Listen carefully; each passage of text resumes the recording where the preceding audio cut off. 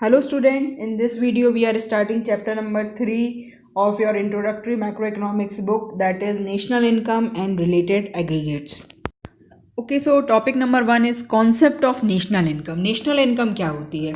National income is the sum total of factor incomes earned by normal resident of a country during the period of an accounting year. एक accounting year में country के resident ने, normal resident ने कितनी factor incomes earn की हैं, उन सब का टोटल, उन सब का समेशन जो है वो बनाएगा किस चीज़ को? नेशनल इनकम को।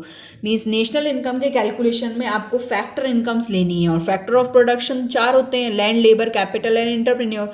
लैंड को रेंट मिलता है, लेबर को वेजेस मिलता है, कैपिटल को इंटरेस्ट मिलता है और इंटरप्रेन्योर को प्रॉफिट मिलती है। तो इन चारों फैक्टर इनकम्स का जब समेशन करेंगे bye every normal resident of a country in a particular accounting year constitutes the national income. This definition of national income conveys two important points. First, national income includes factor incomes only and national income includes income of only normal resident of a country. इस definition से दो main point निकल के आते हैं, एक factor incomes को लेना है और दूसरा normal resident की। अब फर्स्ट पॉइंट दिया हुआ है फैक्टर इनकम्स क्या होती है। Factor incomes are the payment made by the producing firms to the household factor of production for the use of their factor services. Factor incomes जो है वो फैक्टर ऑफ प्रोडक्शन 4 होते हैं और उन 4 फैक्टर ऑफ प्रोडक्शन को जो income receive होती है वो कहलाती है factor incomes. First factor income क्या होती है? Compensation. Compensation means we can say that salary. Compensation of employ received by household for rendering their services. Means यहाँ आप वो जो पॉइंट मैंने बताया ना, लेबर को वेजेस मिलता है, वो वेजेस, वो सैलरी इसके अंदर आएगी कंपनसेशन ऑफ एम्प्लॉयज में। Second is rent received. Rent received by the household for the use of there land by the producer.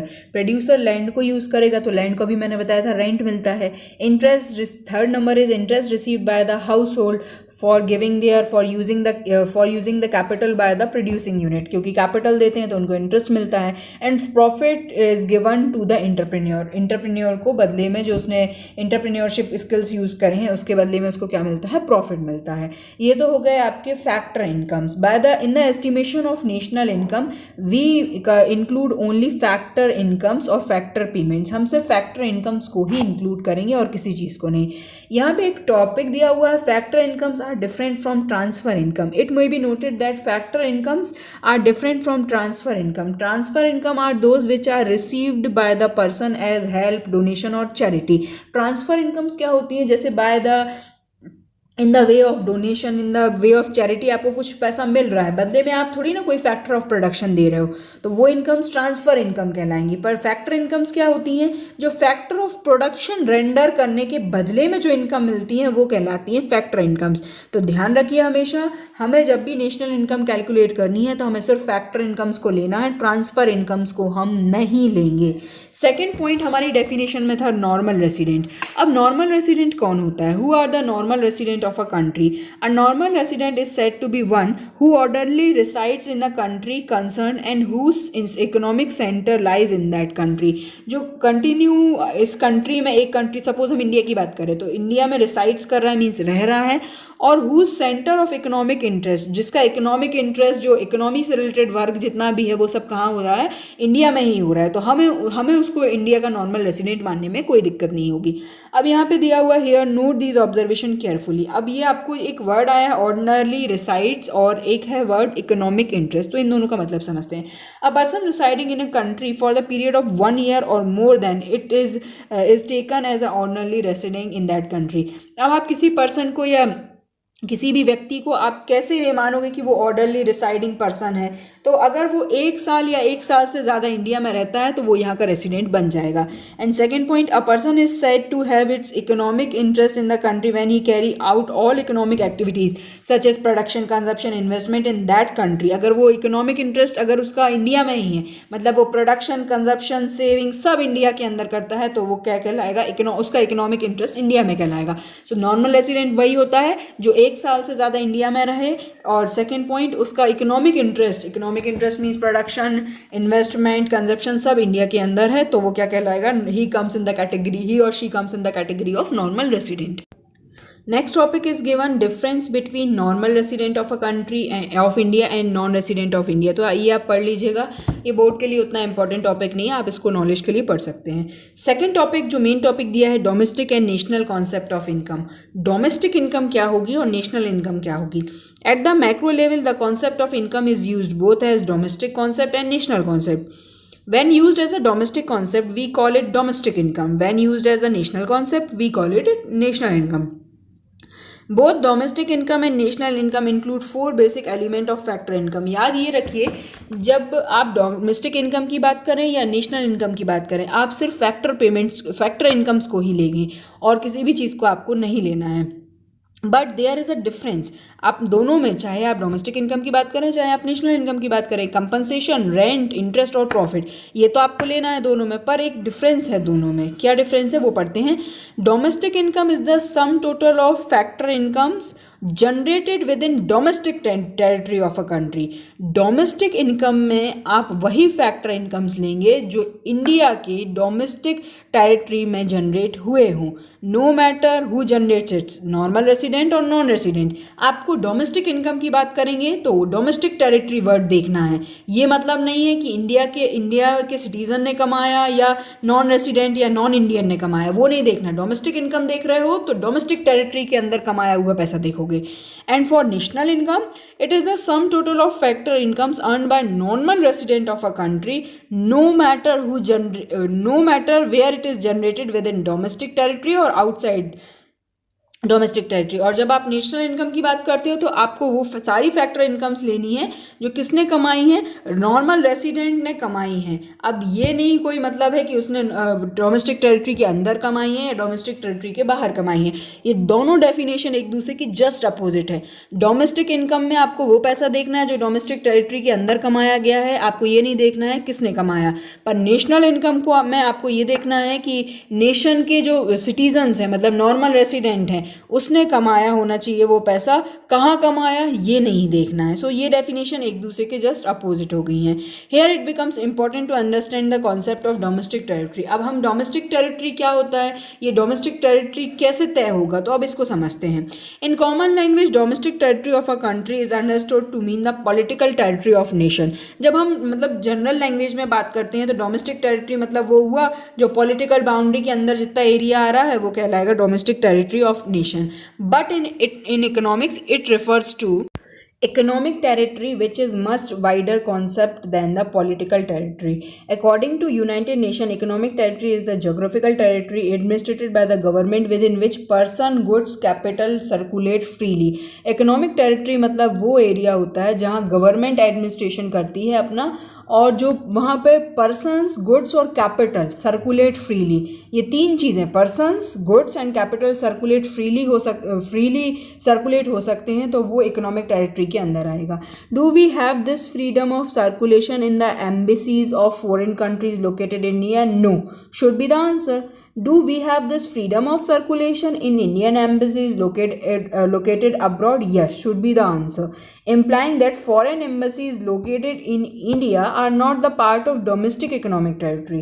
On the other hand, Indian embassies located in abroad are the part of domestic economic territory of India. Thus, while defining the term domestic territory, the focus is not to be a political boundaries of the nation. The focus is to be such that geographical area where persons, goods and capital enjoy the freedom of circulation. ये तीन चीज़ें easily circulate हो सकती हैं, person, goods और capital, तो वो economic territory के अंदर कहलाएगा। नेक्स्ट टॉपिक दिया हुआ है conversion of domestic income into national income. अब डोमेस्टिक इनकम वो इनकम है जो डोमेस्टिक टेरिटरी के अंदर कमाई गई है, और नेशनल इनकम वो इनकम है जो नॉर्मल रेसिडेंट ने कमाई है। दोनों के कॉन्सेप्ट अलग अलग हैं, पर अगर आपको डोमेस्टिक इनकम से नेशनल इनकम तक पहुंचना है तो उसके लिए एक फंडा होता है। उसके लिए सिंपल आपको क्या करना है, पहले पढ़ लेते हैं थ्योरी इसकी। Domestic income is the sum total of factor income generated with in domestic territory of a country during the period of accounting year. It includes factor income of both resident और non resident. देखिए, domestic income में domestic territory की income include है, बाहर की income include नहीं है। कोई मतलब नहीं है कि वो किसने कमाई है, मतलब इसमें रेसिडेंट की इनकम भी इंक्लूड है और नॉन रेसिडेंट की इनकम भी इंक्लूड है। पर जब हम लोग नेशनल इनकम की बात करते हैं तो हम क्या करते हैं, सिर्फ नॉर्मल रेसिडेंट की इनकम को बात करते हैं, नॉन रेसिडेंट की इनकम को हमें हटाना रहेगा। अब यहाँ पे बताया है it needs emphasis that our domestic income does include factor income earn by non resident with in domestic territory of a country, क्योंकि डोमेस्टिक इनकम जो होती है वो डोमेस्टिक टेरिटरी के अंदर कमाया हुआ पैसा को इंक्लूड करती है। किसने कमाया वो ये नहीं देखती, वो रेसिडेंट के पैसे को भी इंक्लूड कर लेती है और नॉन रेसिडेंट के पैसे को भी इंक्लूड कर लेती है। Our domestic income does not include factor income earn by our resident from domestic territory of other countries. Accordingly, domestic income become national income provided we exclude the domestic income that is the part of factor income which belong to the non-resident within our domestic territory, and we add the domestic income that the part of net factor income which our resident earn from rest of the world. So इन्होंने focus zone में एक पूरा description बता दिया है, conversion of domestic income into national income. अगर आपको domestic income से नेशनल इनकम पे जाना है तो net factor income from abroad add करना पड़ेगा, और अगर आपको नेशनल इनकम से डोमेस्टिक इनकम पे जाना है तो net factor income from abroad minus करना पड़ेगा। मीन्स आप जस्ट अपोजिट कर सकते हो, domestic income plus net factor income from abroad. NFIA income को हम आई से शो कर रहे हैं, NFIA is equal to national income. Here net factor income from abroad, net factor income from abroad में क्या क्या है, factor income by earn by our resident from rest of the world minus factor income earn by non resident in our domestic territory. जब इन दोनों का difference निकाल लेंगे तो net factor income from abroad निकल आएगा। इसमें जो net factor income from abroad है उसको ध्यान से सुनिएगा, factor income earn by our resident from rest of the world minus factor income earn by non resident in our domestic country. Domestic income and domestic product are identical concepts. Means domestic income is equal to domestic product. जब हम domestic income की बात करते हैं तो हम domestic product की ही बात कर रहे हैं। There is no difference between the concept of domestic income and domestic product. In fact, these two terms are identical of each other because all production is ultimately converted into factor incomes. आपने पढ़ा था जो real flow है और money flow है वो साथ साथ चलता है। In the first round, the firm produces goods by purchasing factor of production from household. In the second round, the firm distribute their revenue among these owners of factor of production. So the household paid compensation of employee. The household are paid compensation of employees, rent for land, interest for capital, and profit for entrepreneur skill. Thus, domestic income is the sum total of factor income is obviously equal to the domestic product. So we can write as domestic product is equal to domestic income. क्योंकि domestic income जो है वो किसकी रहती है, factor income किसको मिलती है, हाउस होल्ड्स को ही मिलती है। और जो प्रोडक्शन हो रहा है एक तरीके से वो जो प्रोडक्शन होता है तो फैक्टर ऑफ प्रोडक्शन भी कहाँ से मिलते हैं, हाउस होल्ड से ही मिलते हैं। इसलिए हम कह सकते हैं कि डोमेस्टिक प्रोडक्ट हैं वो हमेशा डोमेस्टिक इनकम के ही बराबर होते हैं। अब नेक्स्ट कॉन्सेप्ट दिया गया है gross and net concept of domestic product. Domestic product या डोमेस्टिक इनकम तो हम समझ गए, अब इसका ग्रॉस और नेट कॉन्सेप्ट दिया है। Domestic product is measured as gross domestic product GDP और नेट डोमेस्टिक प्रोडक्ट। जब आप ये डोमेस्टिक प्रोडक्ट को मेजर करते हो या डोमेस्टिक इनकम को मेजर करते हो तो आप ग्रॉस डोमेस्टिक प्रोडक्ट को मेजर करते हो और नेट डोमेस्टिक प्रोडक्ट को मेजर करते हो। अब दोनों में डिफरेंस क्या है, depreciation means consumption of fixed capital causes difference between two. Depreciation इन दोनों में अंतर करता है, ग्रॉस में डेप्रिशिएशन ऐड रहता है और नेट में डेप्रिशिएशन माइनस रहता है। अब आपको ग्रॉस से नेट पे जाना है तो क्या करना पड़ेगा, डेप्रिशिएशन माइनस करना पड़ेगा, और नेट से ग्रॉस पे पहुंचना है तो डेप्रिशिएशन प्लस करना पड़ेगा। लाइकवाइज उसी तरह से अगर हमें ग्रॉस नेशनल प्रोडक्ट से नेट नेशनल प्रोडक्ट पे जाना है, अभी हमने वहाँ ग्रॉस डोमेस्टिक प्रोडक्ट की बात करी, अब हम यहाँ पे ग्रॉस नेशनल प्रोडक्ट की बात करते हैं। तो अगर हमें ग्रॉस से नेट नेशनल प्रोडक्ट पे जाना है तो माइनस करना पड़ेगा डेप्रिशिएशन, और नेट नेशनल प्रोडक्ट से ग्रॉस नेशनल प्रोडक्ट पे आना है तो प्लस करना पड़ेगा डेप्रिशिएशन। आप सिर्फ इतना याद रखिए, G to N अगर आपको जाना है, ग्रॉस से नेट पे जाना है तो डेप्रिशिएशन माइनस, और नेट से ग्रॉस पे आना है तो डेप्रिशिएशन प्लस। अब नेक्स्ट टॉपिक पढ़ते हैं domestic product at market price and eight factor cost. अब ये डोमेस्टिक प्रोडक्ट जो है वो मार्केट प्राइस पे और फैक्टर कॉस्ट, ये दोनों में क्या डिफरेंस होता है। There is no difference between domestic product at market price and domestic product at factor cost. So long as we are considering two sector of economy, क्योंकि हम क्या कंसिडर करते हैं कि दो सेक्टर है इकोनॉमी के, एक प्रोड्यूसर सेक्टर है इकोनॉमी में और एक हाउस होल्ड सेक्टर है. So there is no government sector, means that there is no taxes and no subsidies related to the production of goods and services. Domestic product at market price is identical to the domestic product at factor cost, provided that there is no government and there are no taxes and subsidies related to the production of goods and services in the economy. क्योंकि आप यहाँ पे बात कर रहे हो कि हमारी इकोनॉमी में दो सेक्टर हैं, सिर्फ प्रोड्यूसर और हाउस होल्ड, गवर्नमेंट तो है ही नहीं, तो ना सब्सिडीज का कोई सवाल आता है ना टैक्सेस का कोई सवाल आता है. Once the government sector is introduce, पर जैसे ही आप गवर्नमेंट सेक्टर को इसमें ले आएंगे तो टैक्सेस भी इम्पोज होने शुरू हो जाएंगे और सब्सिडी भी मिलना शुरू हो जाएगी. Taxes and subsidies starts playing their role. Domestic product at market price and domestic product at factor cost become different aggregates. This is how it happens, क्योंकि गवर्नमेंट टैक्सेस लेगी और सब्सिडीज देगी. Taxes on goods called indirect taxes tends to raise the market price of goods. अब देखिए, आपको ये पता ही है कि मार्केट प्राइस कैसे तय होती है, उसमें taxes maximum retail price means it includes all taxes, लिखा रहता है INCL taxes means including inclusion of taxes. तो जो मार्केट प्राइस होती है उसमें सारे टैक्सेस इंक्लूड रहते हैं. And subsidies tends to lower the market price of goods, और जैसे ही उन प्रोडक्ट पे सब्सिडीज लगती है तो सब प्रोडक्ट की मार्केट प्राइस कम हो जाती है. टैक्स से मार्केट प्राइस बढ़ती है और सब्सिडीज से मार्केट प्राइस कम होती है. To restore the parity between the domestic product and at market price and domestic product at factor cost, अब इन दोनों को मैच करना है. So we deduct the value of indirect taxes from the domestic product at market price and we add the subsidies to the domestic product at the market price. हम क्या करते हैं, indirect taxes को minus कर देते हैं और subsidies को प्लस कर देते हैं. It is with this adjustment two aggregates become equal. So उससे होगा क्या कि जो एग्रीगेट्स हैं वो इक्वल हो जाएंगे. Thus domestic product at market price and domestic product at factor cost are related to each other in through following equation. अब हम एक इक्वेशन पढ़ेंगे, उसके थ्रू हमें ये समझ में आ जाएगा कि इन दोनों में कैसा रिलेशन बनेगा. डोमेस्टिक प्रोडक्ट ग्रॉस हो या नेट हो, डोमेस्टिक प्रोडक्ट या तो ग्रॉस दिया रहेगा या नेट दिया रहेगा. एट मार्केट प्राइस, अगर मार्केट प्राइस पे दिया हुआ है तो आप उसमें से नेट इनडायरेक्ट टैक्सेस माइनस कर देंगे तो domestic product at factor cost निकल आएगा. अब ये नेट इनडायरेक्ट टैक्स आपको कैसे मिलेगा, इनडायरेक्ट टैक्सेस में से आपको सब्सिडी डिडक्ट करना पड़ेगा.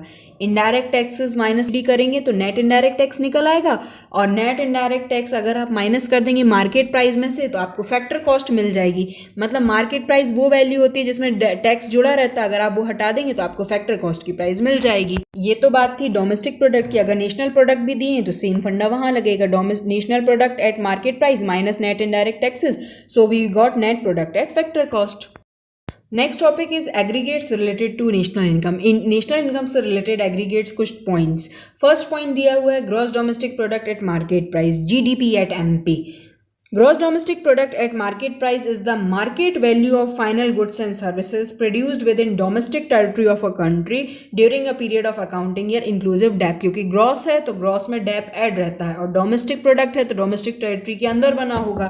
नेक्स्ट है net domestic product at market price. तो इसकी डेफिनेशन आप पढ़ सकते हैं, सेम होगी, बस एक डिफरेंस होगा एक्सक्लूसिव ऑफ DAP, क्योंकि नेट में DAP ऐड नहीं रहता है. सो ग्रॉस से नेट पे जाने के लिए अगर आप ग्रॉस से नेट पे जाना चाहते हैं तो माइनस करेंगे डेप्रिसिएशन, और अगर आप नेट से ग्रॉस पे जाना चाहते हैं तो प्लस करेंगे depreciation. Next point number third is gross national product, क्योंकि वहाँ ऊपर क्या था, ग्रॉस डोमेस्टिक प्रोडक्ट, अब यहाँ क्या है, ग्रॉस नेशनल प्रोडक्ट. मतलब इसमें net factor income from abroad, इसका कुछ ना कुछ रोल रहेगा. Gross national product at market price is the sum total of gross domestic product at market price plus national net factor income from abroad. जब आप gross domestic product में net factor income from abroad, NFIA बोलते हैं इसको short में, GDP at MP में NFIA plus करेंगे तो GNP एट MP निकल आएगा, मतलब नेशनल प्रोडक्ट निकल आएगा. और net national product at market price वो क्या होता है, Net national product at market price is the sum total of net domestic product at market price and net factor income from abroad. So अगर आपको NNP at MP पे पहुंचना है तो NDP at MP में आप net factor income from abroad plus कर दीजिए तो आप NNP at MP पे पहुंच जाएंगे. मतलब अगर आपको डोमेस्टिक इनकम से नेशनल इनकम पे जाना है तो NFIA प्लस करना पड़ेगा, और अगर आपको नेशनल इनकम से डोमेस्टिक इनकम पे आना है तो NFIA माइनस करना पड़ेगा. Next point is gross domestic product at factor cost. GDP at FC. अब अभी सारी हमने मार्केट प्राइस की बात की, अब सारे टॉपिक्स हम फैक्टर कॉस्ट से पढ़ते हैं। Gross domestic product at factor cost is the sum total of factor cost incurred on the production. वहाँ हम सम टोटल कर रहे थे फाइनल गुड्स एंड सर्विसेज का, यहाँ कर रहे हैं फैक्टर कॉस्ट का total produced with in domestic production of final goods and services within the domestic territory of a country inclusive depreciation, क्योंकि ग्रॉस है तो डेप ऐड रहेगा इसमें। So GDP at FC is equal to compensation of employees plus rent plus interest plus profit plus dep. Six number का point दिया हुआ है net domestic product at factor cost, तो वही डेफिनेशन है, बस क्या डिफरेंस हो जाएगा, एक्सक्लूसिव ऑफ डेप। मतलब आप जीडीपी एट एफसी में से माइनस कर देंगे डेप्रिशिएशन, तो आप एनडीपी एट एफसी पे पहुंच जाएंगे। Point number 7 is gross national product at factor cost. Gross national product at factor cost is the sum total of gross domestic product at factor cost and net factor income from abroad. So gross domestic product at factor cost में अगर आप plus कर देंगे NFI, ये means जो 5th number का point है, अगर आप उसमें net factor income from abroad plus कर देंगे तो आप 7th नंबर के पॉइंट पे पहुंच जाएंगे। G gross national product at factor cost, और डोमेस्टिक से नेशनल पे जाना है तो net factor income from abroad plus हो जाएगा। नेक्स्ट दिया हुआ है net national product at factor cost. जहाँ नेशनल प्रोडक्ट की बात की है तो net national product at factor cost is the sum total of net domestic product at factor cost and net factor income from abroad.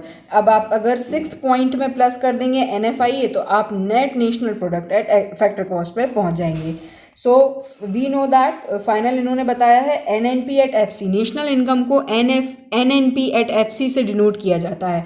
NNP at FC is equal to NDP at FC plus net factor income from abroad. Finally जो हमने पढ़ा वो कुछ इस तरह से है कि हमें ग्रॉस से, अगर ग्रॉस डोमेस्टिक प्रोडक्ट या ग्रॉस नेशनल प्रोडक्ट किसी भी चीज़ के अगर आप ग्रॉस पे हो और आपको नेट पे जाना है तो एरो देखिए मेरा मूव हो रहा है राइट साइड, मीन्स माइनस करेंगे डैप पर। अगर आपको नेट से ग्रॉस पे आना है तो आप प्लस करोगे डैप। डोमेस्टिक से नेशनल पे जाना है तो प्लस करेंगे net factor income from abroad, और अगर आपको नेशनल इनकम से डोमेस्टिक इनकम पे आना है तो माइनस करेंगे net factor income from abroad. Market price पे अगर कोई चीज़ दी है और आपको फैक्टर कॉस्ट पे पहुंचना है तो माइनस करेंगे नेट इनडायरेक्ट टैक्सेस, और नेट इनडायरेक्ट टैक्सेस कैसे निकलते हैं, indirect tax minus subsidies. And factor cost से अगर आपको मार्केट प्राइस पे आना है सो नेट इनडायरेक्ट टैक्सेस आप प्लस कर देंगे, और नेट इनडायरेक्ट टैक्स आपको फिर से बताती हूँ कैसे निकलते हैं, इनडायरेक्ट टैक्स माइनस सब्सिडीज़। अब जैसे सपोज मुझे जीडीपी एट एमपी से एनएनपी एट एफसी पे जाना है तो पहले मैं ग्रॉस से नेट पे जाऊंगी, एक एरो बनाया हुआ है मैंने डायरेक्ट नीचे, ग्रॉस से नेट पे जाऊंगी, फिर डोमेस्टिक से नेशनल पे जाऊंगी अपर वाला एरो, और एक करली वाला एरो बनाया है मार्केट प्राइस से फैक्टर कॉस्ट। तो जो ऊपर 3 ऑप्शंस बताए हैं वो इसी चीज़ के लिए बताएं कि आप ग्रॉस पे नेट पे कैसे, ग्रॉस से नेट पे कैसे जाइए, डोमेस्टिक से नेशनल पे कैसे जाइए, और मार्केट प्राइस से फैक्टर कॉस्ट पे कैसे जाइए। तो ऐसे आप किसी भी चीज़ से डोमेस्टिक से नेशनल पे, नेशनल से डोमेस्टिक कर सकते हैं चेंज।